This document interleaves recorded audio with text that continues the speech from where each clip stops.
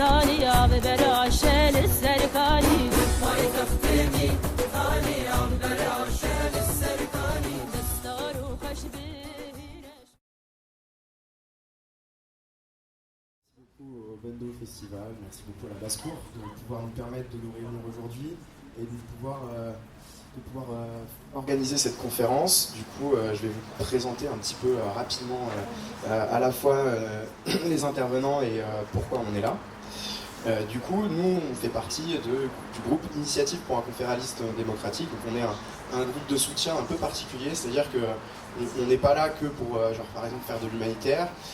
On est là sur un soutien politique aux luttes qui se passent au Kurdistan, et notamment vis-à-vis du confédéralisme démocratique, qui est la nouvelle formule d'émancipation qu'ont trouvé nos camarades kurdes à expérimenter. C'est pas quelque chose qui est complètement fini, c'est quelque chose qui est en expérimentation, et donc nous on pense vraiment que c'est quelque chose qu'on peut s'en inspirer, qu'on peut expérimenter nous aussi.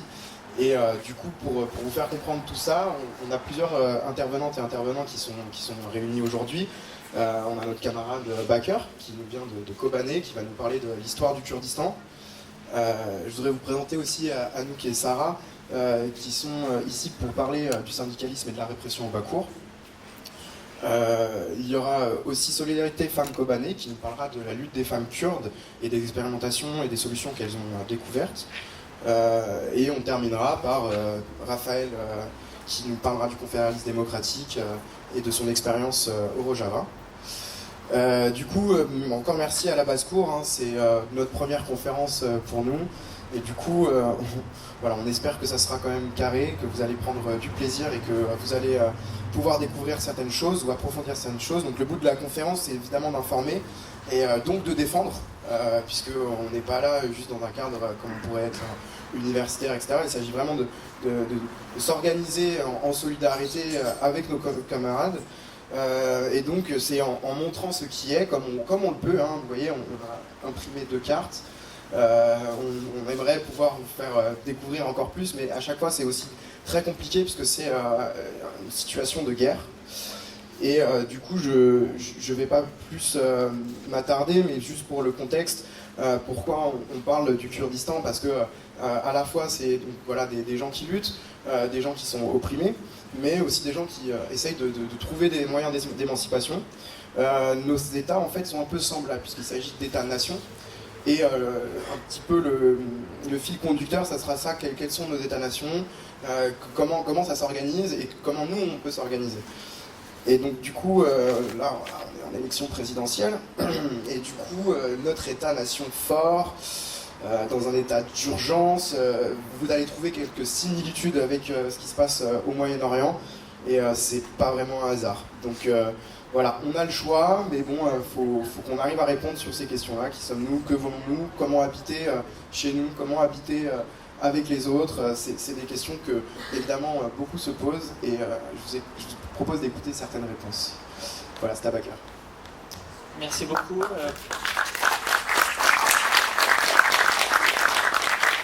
Aujourd'hui, je vais vous parler, lors de mon intervention, je vais un peu vous parler de l'histoire du Kurdistan. Donc, qui sont les Kurdes? Qu'est-ce que c'est le Kurdistan? Le peuple kurde, c'est un peuple aujourd'hui qui est réparti entre 4 États.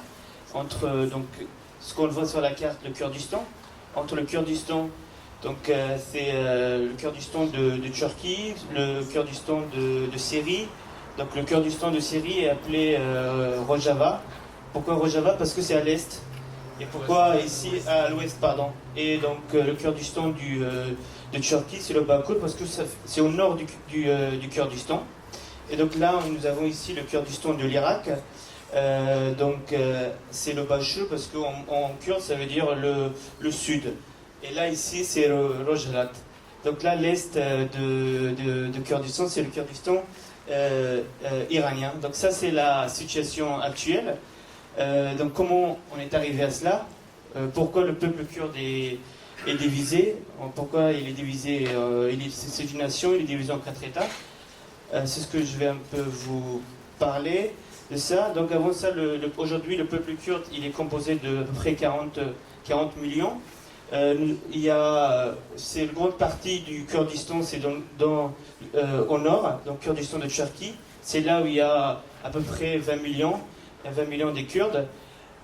Au Kurdistan de l'Iran, il faut savoir, c'est à peu près 10 millions. Au Kurdistan de l'Irak, donc le Bachul, c'est officiellement dans le province qui est contrôlée par le gouvernement autonome. Il faut savoir qu'il y a un gouvernement autonome, donc c'est 5 millions et demi, mais en dehors aussi de ce territoire, il y a quelques millions. Donc on arrive à peu près à 7 millions, parce qu'à Mossoul et à Kirkouk qui ne sont pas sur le contrôle officiel de gouvernement autonome. Et au Rojava, donc là-bas, on trouve à peu près 3 millions de Kurdes. Donc il y a à peu près 40 millions aussi avec des Kurdes aussi qui sont un diaspora kurde, notamment qui est présent, comme on peut le voir, en Arménie, mais aussi on va dire dans l'ex-État de l'Union soviétique. On trouve aussi quelques milliers de Kurdes là-bas aussi. Il y a aussi un diaspora qui est présent en Europe, notamment en Allemagne. Donc pour revenir donc à l'histoire du Kurdistan, donc le Kurdistan qui veut dire pays des Kurdes, donc Kurdistan, le stan, ça veut dire, c'est un terme qui est perse. Persan, ça veut dire la terre. Donc ça veut dire la terre, ou bien le pays des Kurdes. C'est donc il est au cœur de Proche-Orient. Il fait partie on va dire, de cet espace géographique qu'on appelle la Mésopotamie. Les Kurdes sont les descendants d'un peuple qui s'appelle les Mèdes. Les Mèdes qui contrôlaient, ils ont établi un grand empire dans cette partie-là aujourd'hui du Kurdistan, et qu'ils ont leur empire a duré jusqu'à 640 avant Jésus-Christ. Donc cet empire-là, donc les Mèdes qui seront battus par les Perses qui étaient de ce côté-là. Et donc depuis, on va dire que le Kurdistan, il n'y avait plus un empire donc les Kurdes n'avaient plus les mains, parce qu'il va commencer à être dominé, comme j'avais dit, d'abord par les Perses, donc après aussi jusqu'à l'arrivée avec l'islam qui va arriver donc en 40, que c'est les musulmans et les arabes, ils vont arriver au Kurdistan, et donc là le peuple kurde vont se convertir à partir de cette période-là à l'islam, parce qu'il faut savoir que voilà, avant ça, les Kurdes, c'était avec les Perses, il y avait avant l'islam, donc il y avait plusieurs religions, il y avait les Yézidis, mais il y avait aussi le zoroastrisme. Donc voilà, l'arrivée de l'islam, les Kurdes sont convertis, une grosse partie des Kurdes, mais néanmoins, certains sont restés, ils ont gardé leur religion d'origine. On retrouve toujours les Yézidis, par exemple, les Yézidis, quand on a beaucoup parlé d'eux, notamment ici dans la région de Mossoul et Shengal, quand ils étaient, il y a quelques temps, il y a à peu près 2 ans, quand ils étaient envahis par Daesh et étaient génocidés. Voilà, donc ça c'est donc les Kurdes, donc sont majoritairement musulmans. Il y a aussi bien sûr des sunnites majoritairement, mais aussi on trouve une grosse partie des alaouites, des Kurdes alaouites qui sont notamment au Kurdistan du Nord, donc Kurdistan de Turquie, voilà, notamment dans cette région-là de Dersim, qui sont très très présents, mais aussi des Kurdes chiites de cette région-là, entre le Kurdistan de l'Irak et le Kurdistan de l'Iran. Voilà, donc maintenant, l'arrivée des Ottomans qui vont contrôler cette région-là. Pendant cette période-là, donc les Kurdes, ils vont bénéficier d'une autonomie à partir du XVIe siècle, une autonomie qui serait très très forte. Parce que, en fait, le pouvoir ottoman, il serait obligé d'accorder une autonomie aux Kurdes, parce qu'il faut savoir aussi qu'au XVIe siècle et au XVIIe siècle, et plus précisément en 1639, c'était le premier partage du Kurdistan. parce que le Kurdistan, pendant dans le traité ce qu'on appelle le traité de Tassat de Chilin, il s'est réparti entre l'empire des Ottomans d'un côté et les Safavides de l'autre côté. Et donc c'était le premier partage, on va dire, du Kurdistan. Donc après, donc les Kurdes, comme j'avais dit, surtout les Kurdes qui vont donc vivre sur l'Empire ottoman, ils vont donc bénéficier d'une autonomie, une autonomie très très forte. Et en fait, cette autonomie-là, ça va continuer jusqu'à la deuxième moitié du 19e siècle, parce qu'au 19e moitié il y aurait des changements importants au sein de l'Empire ottoman. C'est ce qu'on appelle donc les périodes des Tanzimat, ça veut dire les réformes. Parce que ce qui s'est passé, c'est que l'Empire ottoman, pendant cette période-là, qui serait très très affaibli, et l'Empire ottoman, le sultan va envoyer quelques jeunes en Europe, avec la question suivante: pourquoi les Européens avancent et donc nous on recule?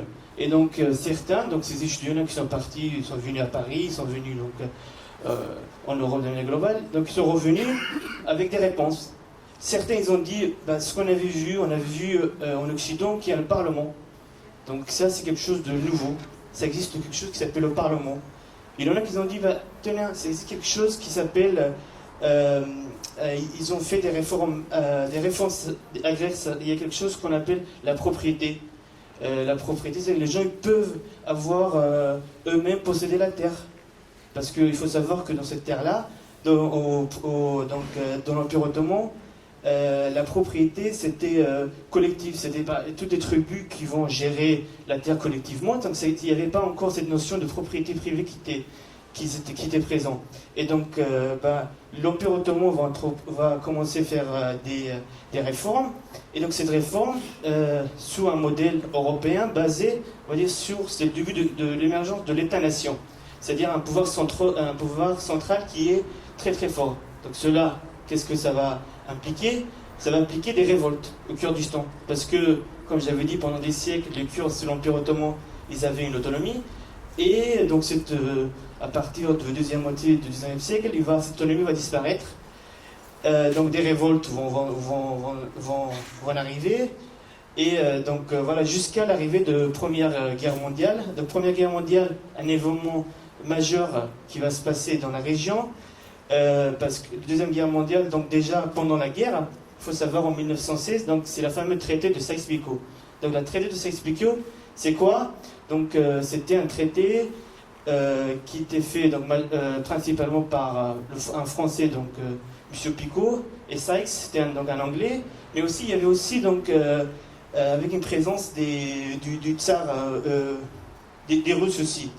Mais bon, les Russes, ils n'ont pas obtenu grand-chose, donc ce traité-là a prévu un partage de Moyen-Orient avec des zones d'influence.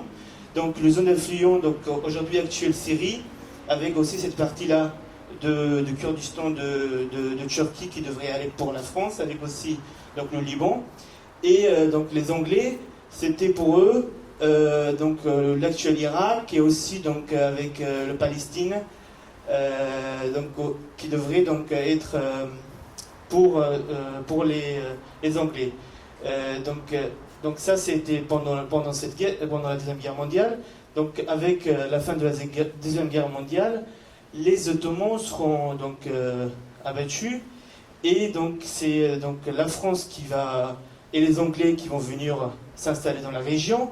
Déjà en 1818, les Anglais ils sont arrivés ici. La France il est arrivé en Syrie, à Damas, en 1920.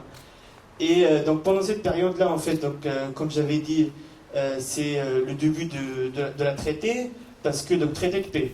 Donc le premier traité était celui de Saint-Raymond en 1920, donc en Italie. Donc ce traité-là, c'était, on va dire, c'est ce qu'il avait confirmé, donc comme j'avais dit, cette partage du Moyen-Orient, le premier traité de Sykes-Picot. Et donc c'est à Saint-Raymond que les Français et les Anglais vont avoir donc un mandat accordé par les Nations Unies donc dans cette région-là.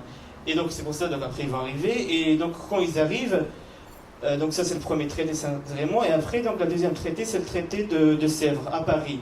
Donc traité de Sèvres, en réalité donc il prévoyait un Kurdistan autonome, un Kurdistan qui était surtout la section il y avait des sections sur le Kurdistan, donc il provenait un Kurdistan autonome dans cette région-là, qui est donc principalement cette région du Kurdistan, on va dire une partie du Kurdistan de Turquie. Et donc bon, mais ce traité-là, donc le traité de cette promesse d'un État kurde qui est inscrit dans l'État de Sèvres ne serait jamais appliqué, parce que après, donc les Kemalistes, Mustafa Kemal Atatürk va prendre le pouvoir, et il va arriver à Lausanne, traité de Lausanne en 1923, et là il va annoncer de dire, moi de toute façon je vais pas, j'accepte pas le traité de Sèvres, un État kurde, parce que donc Mustafa Kemal Atatürk disait, moi j'étais déjà, il faut savoir donc il avait dit que ces traités-là étaient établis entre donc le sultan, donc entre le pouvoir d'Ankara, entre le pouvoir d'Istanbul et donc entre les grandes puissances, et que lui il n'est pas d'accord pour cet accord-là, et là vu qu'il avait pris le pouvoir, et donc tout simplement il va s'imposer, et la traité de Lausanne serait signée, donc le Kurdistan finalement il serait tombé, ce projet-là tombé dans l'eau. Donc il va se passer à partir de cette date-là, ça serait le début de création de ces territoires-là, de ces États-là. Donc la France qui s'installe en Syrie, et c'est là en fait la France, et avec les Kemalistes qui vont faire qui vont créer faire la frontière entre donc le Kurdistan de Syrie et le Kurdistan le Rojava et le Kurdistan de Bakoul. Et donc à partir de là, voilà, c'est-à-dire ce serait l'émergence de ces États-là, ces nouveaux États-là, et donc les Kurdes sont obligés de vivre dans ces États-là. Et donc ces États-là qui seraient donc, comme j'avais dit, basés sur le modèle de l'État-nation, un seul peuple, un seul État, et aussi un seul drapeau, donc ils vont nier complètement l'existence de peuple kurde. Et donc par conséquent, donc les Kurdes, ils vont se révolter. Donc au Kurdistan de Turquie, il y a eu le premier révolte de 1925, le révolte de Cher Saïd dans la région de Diyarbakir, donc contre le pouvoir kemaliste. Et après, donc cette révolte qui serait opprimée. Après, donc c'est la révolte qui serait en 1926, une autre révolte dans la montagne de Ararat, où les Kurdes ils vont annoncer un État, un république de Ararat, mais ça n'a pas duré longtemps. Donc les Kurdes d'Iran aussi, pendant la Deuxième Guerre mondiale, ils vont créer un État qui est dans cette région-là, mais aussi c'est réprimé. Et donc toutes les tentatives de création d'un État kurde, ce serait à partir de la fin de la Deuxième Guerre mondiale, ça serait donc terminé. Et donc là, ce serait une nouvelle phase qui va commencer, une phase, on va dire, entre 1946 et dans les années 60, une phase où au Kurdistan, ça ne va rien se passer. C'est qu'à partir de 61. En 61, c'est la révolte qui est de Barazani au Kurdistan de l'Irak. Donc c'est là la première révolte contre le pouvoir central. Donc à partir de cette période-là, il y aurait aussi d'autres révoltes. C'est aussi au Kurdistan de Turquie avec la création du Parti travailleur du Kurdistan, donc le PKK, qui va commencer une lutte armée dès l'année 1984 contre l'État turc. Donc les Kurdes de l'Iran, de l'autre côté, ils vont essayer pendant la guerre qui va s'opposer entre l'Iran et l'Irak. Donc en 1980, les Peshmerga du Kurdistan de l'Iran qui vont contrôler tout le Kurdistan iranien ici. Mais malheureusement, ce projet-là va disparaître assez rapidement. Et celui qui va durer, c'est au Kurdistan de l'Irak, dans le contexte de la guerre de Golfe. Les Kurdes de l'Irak, donc ils vont en 1979, en 1999, ce serait la création d'une autonomie, donc d'une vraie autonomie pour le peuple kurde de l'Irak. Et cette autonomie d'ailleurs serait confirmée avec l'invasion de l'Irak en 2003 et la constitution de 2005 qui prévoit, la constitution de l'Irak qui prévoit donc un Irak fédéral. Donc cette constitution donc, va affirmer l'autonomie. Et donc j'ai très parlé du Kurdistan de Syrie, donc le Rojava. Le Rojava, on va dire, c'est à partir dans le contexte de la guerre civile en Syrie que donc, les Kurdes vont contrôler cette région à partir de 2012. La première ville qui serait libérée, donc la ville de Kobané. Et donc là, à partir de 2012, les Kurdes de Rojava, ils vont prendre leur destin en main et ils vont annoncer donc une autonomie avec un modèle qui est, on va dire, différent des autres modèles qui étaient dans les Kurdistan, par exemple, de l'Irak. Un modèle qui est basé aussi sur la diversité, parce qu'il faut savoir, dans le Kurdistan de Syrie, à Rojava, il y a certes des Kurdes majoritaires, mais aussi des Arabes et des Assyriens. Donc, à Rojava, donc, il y a eu une création en 2013 d'une auto-administration pour gérer cette région, loin, on va dire, de modèle de nationalisme et d'État-nation, parce que tout simplement, nous, les Kurdes, on avait subi d'État-nation, on avait subi tout ce modèle-là qui est basé sur un seul peuple, un seul drapeau, et donc on ne voulait surtout pas le refaire. Et tout simplement, donc aujourd'hui, au Rojava, le modèle qu'on voulait l'expérimenter, c'est que tout le peuple de cette région-là, qui est de Rojava, vivent ensemble. C'est pour cela la constitution de Rojava, le charte de Rojava, il prévoit des langues officielles, la langue kurde, mais la langue arabe et la langue assyriaque, avec aussi une importance donnée aux femmes, une importance aussi, on avait tous vu dans la bataille de Kobané, l'importance et l'engagement de femmes kurdes. Donc voilà tout ce que j'ai à dire par rapport, on va dire, j'essaie d'aller très vite. C'est très difficile de résumer l'histoire du Kurdistan en 15 à 20 minutes. C'est très compliqué, c'est 4 États, donc, mais j'essaie de vous donner tout simplement une introduction. Voilà, merci beaucoup.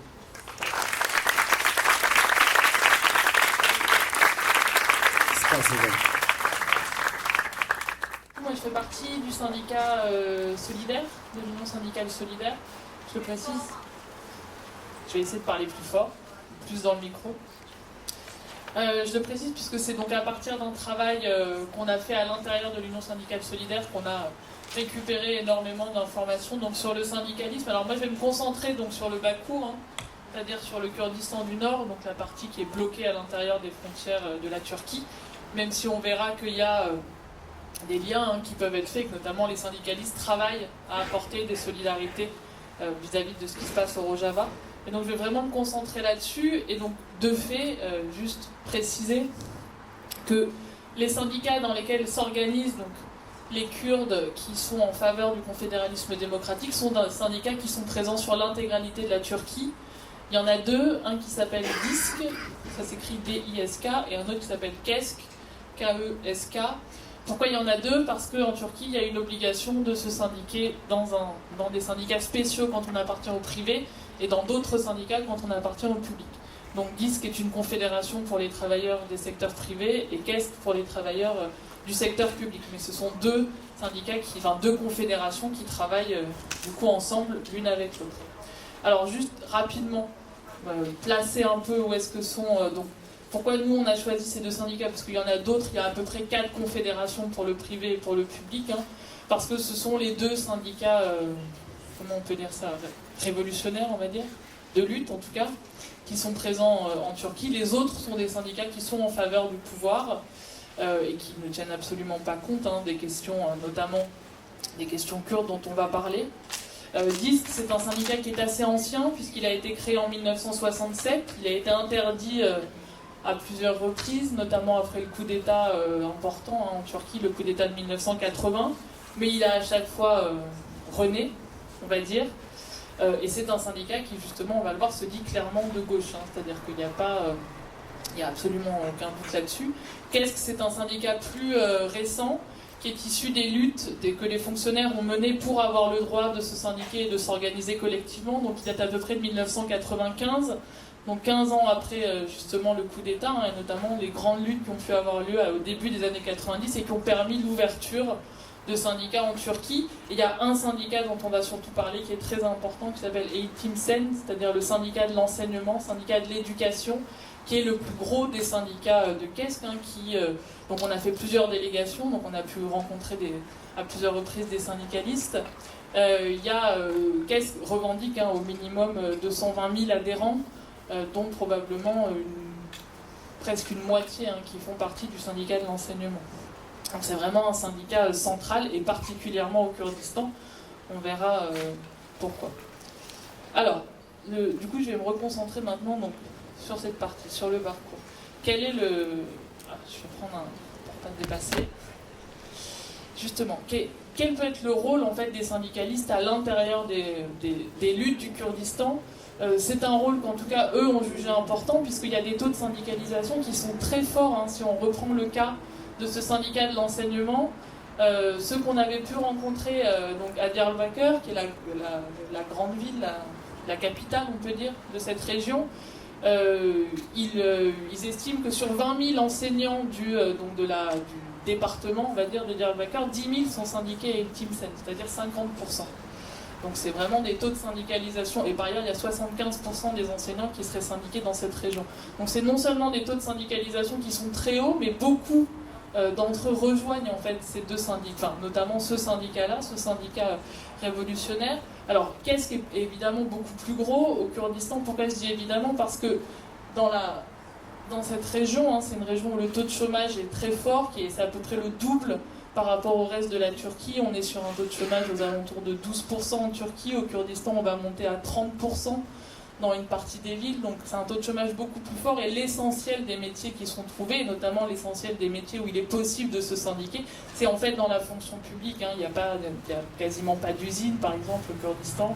Donc évidemment, l'essentiel des gens, quand ils ont un travail, sont fonctionnaires et se syndiquent en fait du côté de KESK, mais on reparlera quand même un peu de disque.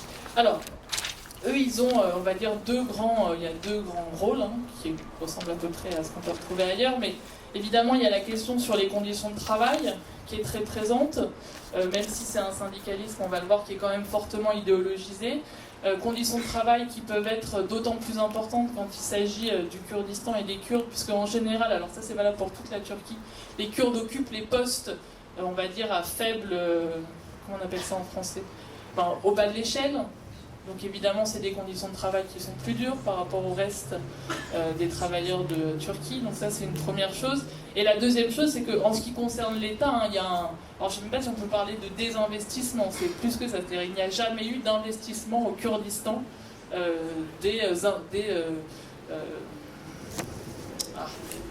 des institutions publiques. Dans les écoles, on a parfois 70 élèves par classe dans des écoles primaires. Voilà, quasiment pas tout ce qui est cahier, stylo manque.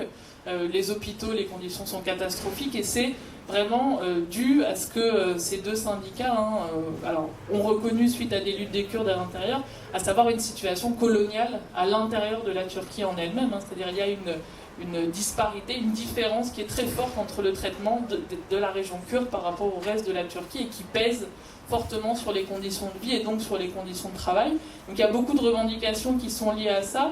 Et puis, ils disent eux-mêmes, ils assument eux-mêmes le fait qu'ils portent à l'intérieur des syndicats beaucoup de revendications qui sont celles du confédéralisme démocratique, ce qui est facilité par le fait que ce sont des syndicats qui sont organisés en tendance. Alors, pour ceux qui ne sont pas spécialistes du syndicalisme, tendance, qu'est-ce que ça veut dire? Ça veut dire qu'à l'intérieur des syndicats, les gens se regroupent en fait sur une ligne politique propre qu'ils défendent à l'intérieur du syndicat, et donc il y a une tendance spécifique qui correspond en fait au mouvement politique kurde et donc au confédéralisme démocratique, qui va défendre un certain nombre de choses. Ils ont pu par exemple obtenir le fait qu'il y ait des co-responsables sur les postes, ce qui est, je pense que tu reviendras tout à l'heure, Raphaël, sur les diverses avancées du confédéralisme démocratique. Mais donc voilà, par exemple, sur la question des femmes, des postes à responsabilité, il y a eu des avancées. Sur la reconnaissance des minorités, qui est l'un des grands apports du mouvement politique kurde, il y a eu des avancées. Je vais revenir là-dessus, sur la question de la centralité de la reconnaissance de la langue maternelle, que ce soit dans les hôpitaux pour soigner des gens qui parfois encore ne parlent pas le turc, ou dans les écoles, que les enfants puissent continuer à apprendre le kurde et l'apprendre comme une langue scientifique, c'est-à-dire pas uniquement comme une langue qui parlerait en famille, donc élargir les mots, élargir les possibilités de cette langue. Donc il y a tout cet aspect-là a amené un certain nombre de revendications du confédéralisme démocratique à l'intérieur des syndicats, et puis faire reconnaître, parce que ces syndicats syndiquent, on va dire, l'essentiel de la gauche turque.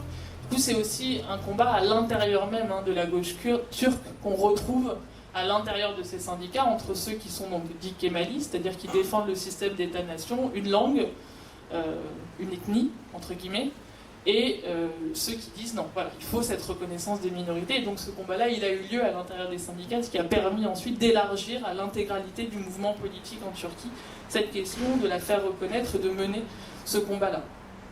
Alors, quelques exemples de ce que nous, on a pu voir notamment avec Elim Timsen, qui défend un système laïque.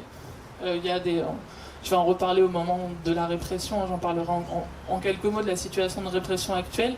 Un système laïque, alors la Turquie, je pense que, je ne sais pas si vous le savez, donc s'est revendiqué, ou se revendique toujours peut-être, d'un État laïque. C'est une laïcité assez particulière, puisque c'est une laïcité qui en fait est complètement, en gros c'est l'État qui décide de la manière dont on doit être musulman. C'est ça que ça veut dire.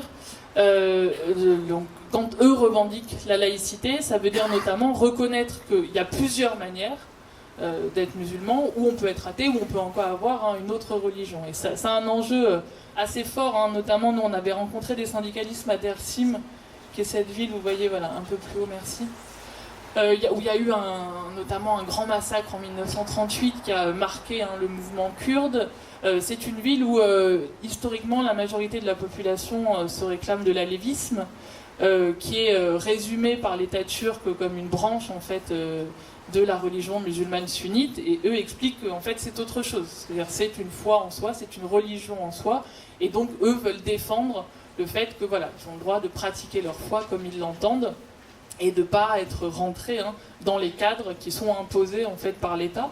Donc défendre un système laïque, défendre un enseignement gratuit, il y a une grande lutte puisque se développe de plus en plus un système d'écoles privées, notamment au niveau des universités.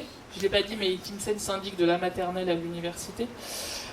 Alors scientifique, qu'est-ce que ça veut dire? Ça nous a paru un peu étrange comme revendication au départ. Ça veut dire que l'enseignement n'est pas neutre, notamment toute la construction de l'État-nation turc a fortement pesé sur les minorités. Je pense que vous savez qu'il y a toujours notamment la négation du génocide des Arméniens, mais ça touche aussi la question de la manière dont les Kurdes ont été forcés de s'intégrer à un modèle imposé par le régime turc, et donc on raconte une histoire de la Turquie qui évidemment est une histoire à sens unique, où on évite de rappeler que la Turquie, avant 1920, était un endroit où il y avait de nombreuses langues, de nombreux peuples très différents qui ont soit été expulsés, soit ont été, en ce qui concerne les Arméniens notamment, exterminés, ou très très très très fortement réprimés, comme c'est le cas des Kurdes qui ont été tués par dizaines de milliers.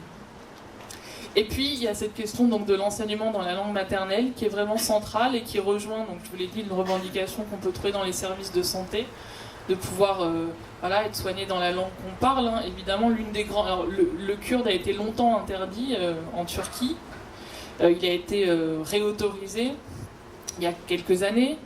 Il était tellement interdit que vous connaissez peut-être cette histoire qu'il y avait 3 lettres qui étaient complètement interdites en Turquie, qui n'étaient des lettres qui n'existaient que dans la langue kurde, comme le W ou le Q.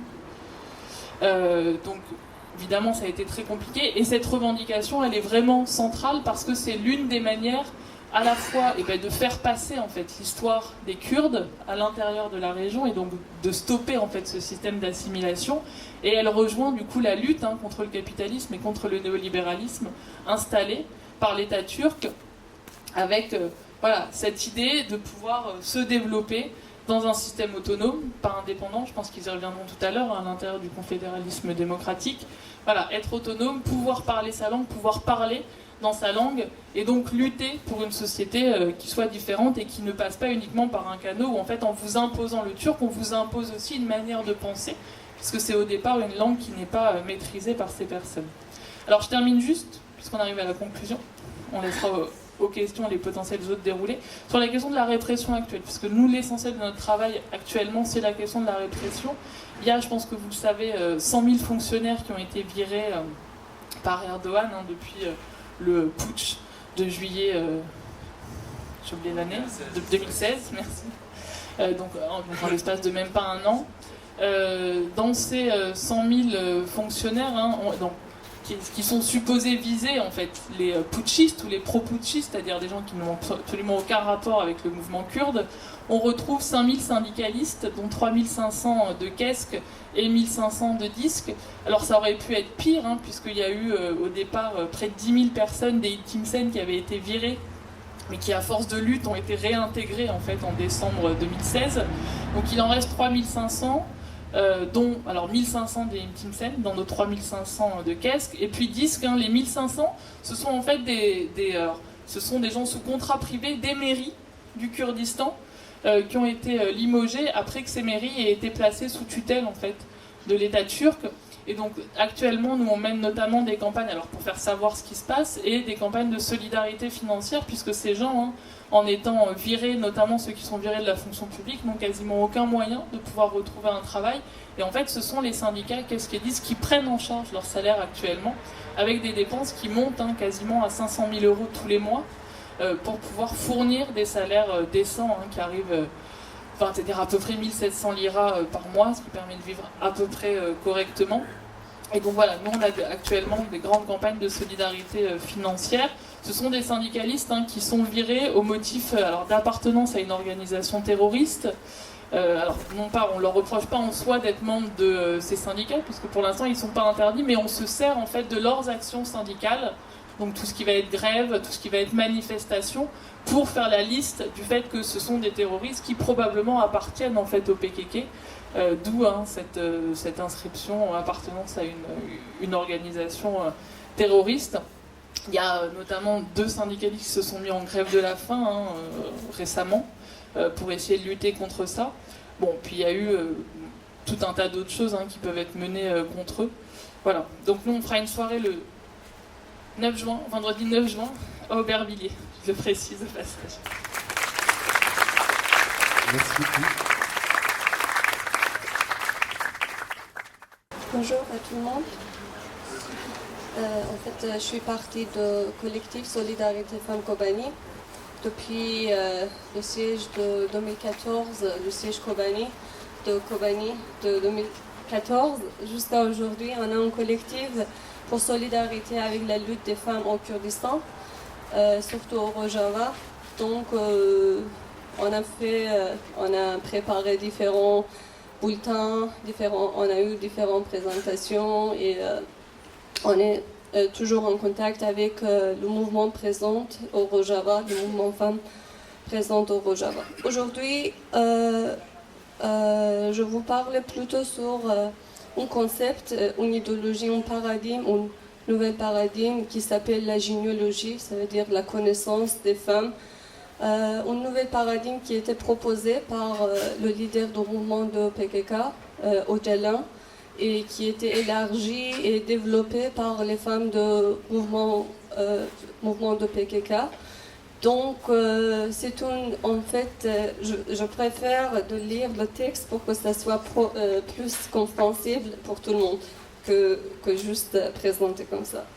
Alors, le mouvement kurde en Turquie, après l'année 80, a réussi à mobiliser les femmes kurdes. Des thèmes liés à l'égalité des sexes ont pris de l'importance, en particulier dans l'année 90, lorsque les femmes kurdes ont commencé à participer activement dans le mouvement kurde. À la même période, les sources mythologiques de l'identité kurde comme une identité politique a été changée dans les œuvres de Öcalan, le leader charismatique du mouvement. La inventation de ces mythes a servi de catalyseur de changement et a placé les femmes au centre de la libération nationale kurde. La majorité des sources premières sur le mouvement de libération nationale kurde se compose de textes par le leader de PKK, Abdullah Öcalan. En effet, le pouvoir déterminant dans le mouvement kurde post l'année 80 en Turquie a été le PKK, fondé en l'année 78, et la majorité des textes idéologiques de ce parti se composent de conférences, séminaires et de déclarations analyses écrites par Öcalan. Dans ses écrits, Öcalan a créé l'idée d'une kurdicité nouvelle et moderne qui est également apparue comme un récit sur la famille, la virilité et la féminité. Dans ce contexte, on observe ainsi, parallèlement à des transformations au sein d'un mouvement nationaliste, des changements de discours sur le genre dans ce mouvement. Le PKK considère l'inégalité entre les sexes comme quelque chose qui doit être abordé dans les idéologies de parti sur la libération de femmes. Suite à cette démarche, le mouvement des femmes kurdes a appelé à une nouvelle sociologie de la pensée des femmes. Ça veut dire la généalogie ou la connaissance des femmes. L'origine de ce mot est kurde et dérive du mot kurde pour femme. Ça veut dire, le mot kurde pour femme en kurde, c'est jin. Et en combinaison avec le mot latin de logie, qui signifie la connaissance. Une traduction exacte sera probablement romanologie. Le terme a été utilisé pour la première fois en 2008 par le leader du mouvement Öcalan pour théoriser le discours de genre dans la société kurde pour se distinguer du féminisme qui est un concept occidental. En 2011, un comité a été créé sur la généalogie. La généalogie a été limitée jusqu'à 2011 aux montagnes Kandil où vivent les femmes guerrières de PKK. C'était limité jusqu'à 2015 à Kandil. Ce nouveau paradigme a été développé lentement. En 2015, une conférence importante s'est tenue dans le Kandil dans le domaine de généalogie. L'équipe de généalogie travaille maintenant et se bat en tant que comité au sein du système de confédéralisme des femmes kurdes. Selon les cases féminines de PKK, la généalogie est un processus que les femmes réalisent sur une conscience féminine. Selon les archives de PKK, le terme de généalogie a été inventé par le leader de PKK, Apo, comme un terme scientifique fondamental pour combler les lacunes que les sciences sociales actuelles sont incapables de faire. La généalogie repose sur le principe que sans la liberté des femmes au sein de la société et sans une conscience réelle autour des femmes, aucune société ne peut se libérer.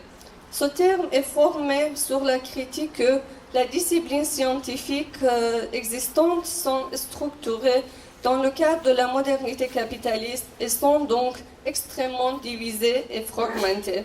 La généalogie prévoit une approche saine de l'humanité, de la société et de l'univers, et c'est pourquoi, plutôt que d'être une nouvelle discipline scientifique, la généalogie est une nouvelle approche épistémologique alimentée par une conscience de liberté. La généalogie est une proposition de méthode pour intervenir de façon radicale sur la mentalité mal dominante. Les femmes du mouvement kurde critiquent les méthodes de recherche universitaire qui émènent d'une science étatique et l'analyse des savoirs académiques comme le pouvoir des hommes et de l'État. Ils critiquent les positions féministes étatiques car ils ne prennent pas en compte les violences commises par l'État. Ces femmes qualifient les violences des hommes contre les femmes comme la reproduction d'un système social et non d'un problème essentialiste ou culturel. Elle explique comment la politique de l'État qui cible les hommes kurdes comme des hommes culturellement violents met les femmes kurdes en danger. Ce mouvement forme aussi les femmes et les hommes avec la généalogie dans le but de transformer la société. Pour les femmes du mouvement, la lutte contre la violence des hommes passe par la politisation. Tout cela implique des différences de démarche entre le féminisme et le mouvement des femmes au Kurdistan. Si en Europe, il existe une critique de l'État, il n'y a pas de modèle alternatif en place. La généalogie est ainsi définie comme une science permanente de sortie du centralisme européen. Il travaille sur un savoir anti-orientaliste. La recherche de la généalogie est un combat contre l'hégémonie de la mentalité occidentale en se définissant avec ses propres savoirs et sa propre histoire. Les femmes dans la généalogie étudient les sociétés primitives du Moyen-Orient et le rapport traditionnel à la nature. Il insiste sur le poids de la pensée européenne au niveau mondial et au Moyen-Orient. La généalogie s'oppose à cette logique en cherchant dans sa propre histoire et dans ses propres savoirs pour construire sa propre science. Pour Öcalan et dans la généalogie, les Kurdes ont contribué au développement de la civilisation antique par une formation sociale matrilinéaire dans laquelle les femmes ont été la principale actrice. La période de l'ancienne Mésopotamie, l'âge d'or de la nation kurde, est rencontrée comme une société matriarcale régie par l'équité, l'attachement à la terre et l'égalité des hommes et des femmes. En raison de leur capacité à donner naissance et leur étroite association avec la nature et la terre, les femmes en Mésopotamie ont été soupçonnées d'être en possession de secrets de la vie elle-même. Ainsi, les femmes en général et en particulier les mères sont associées à la paix.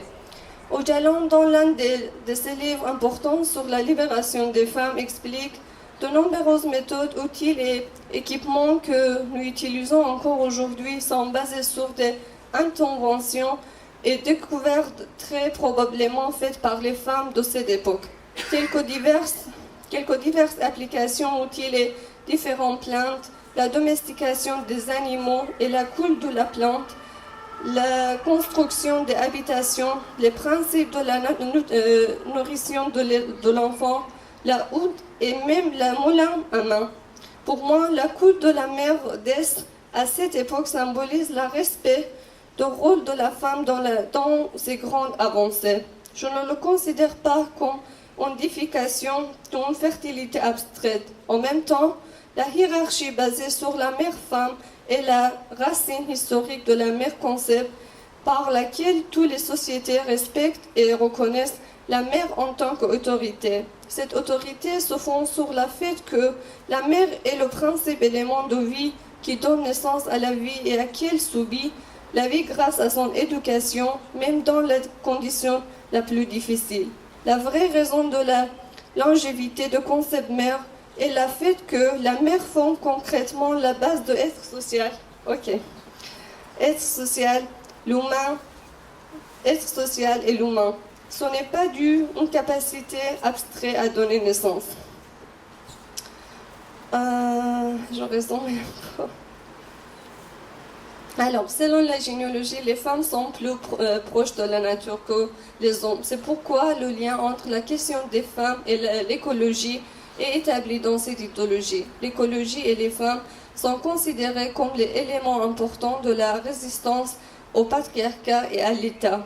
Comme il est écrit en généalogie, en cas d'avancement de l'écologie et du féminisme, l'équilibre du patriarcat et l'État s'affondrera.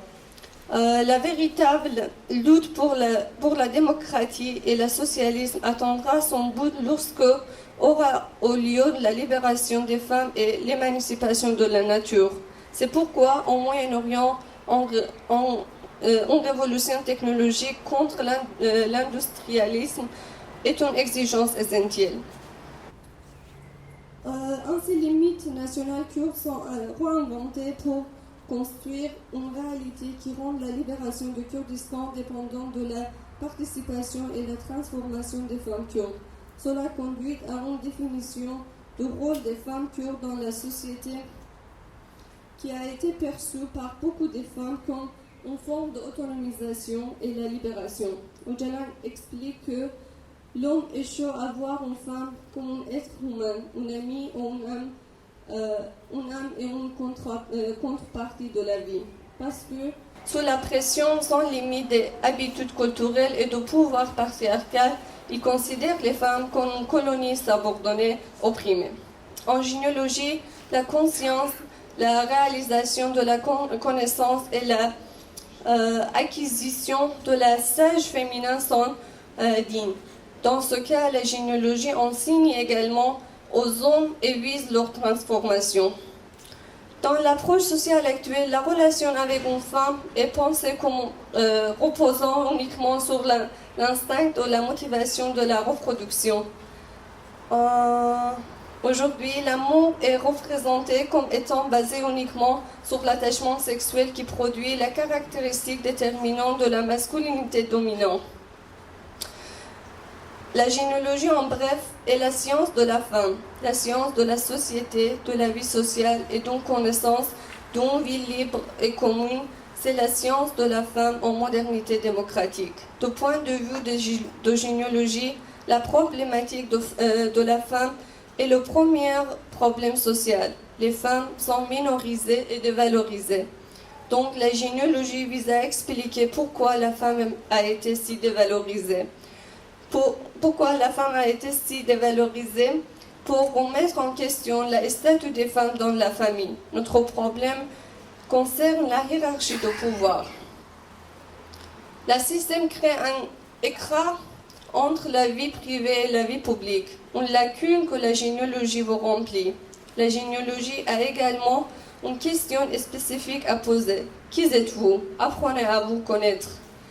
La gynéologie est une science qui prétend étudier et faire des analyses scientifiques sur toutes les choses liées aux femmes, les problèmes autour des relations entre femmes et hommes, pour apporter des réponses radicales de liberté, de égalité, à la masculinité, à la féminité, aux concepts sexistes traditionnels.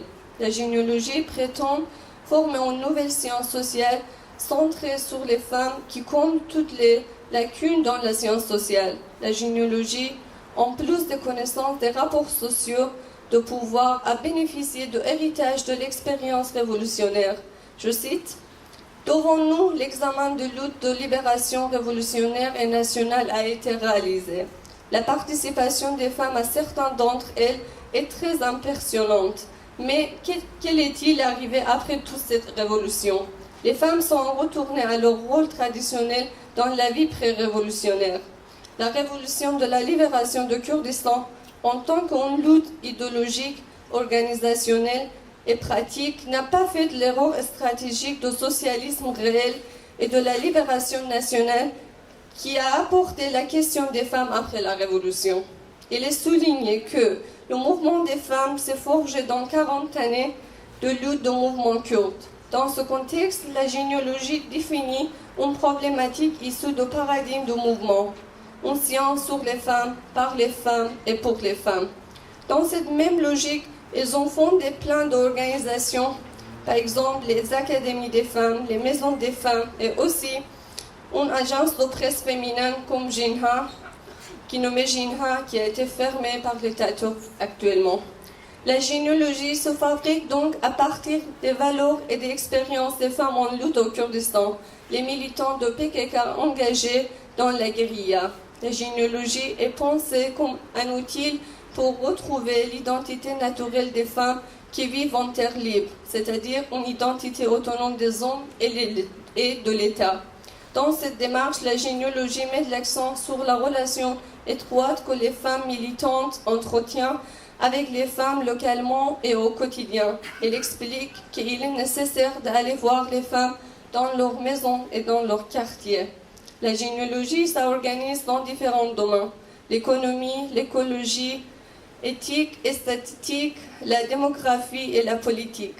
Le domaine de l'éducation, de la médecine, de la histoire, de la philosophie et de la théologie seront également ajoutés.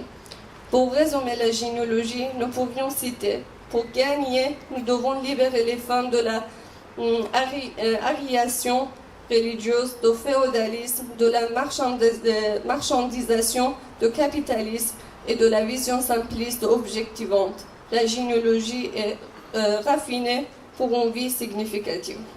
Merci.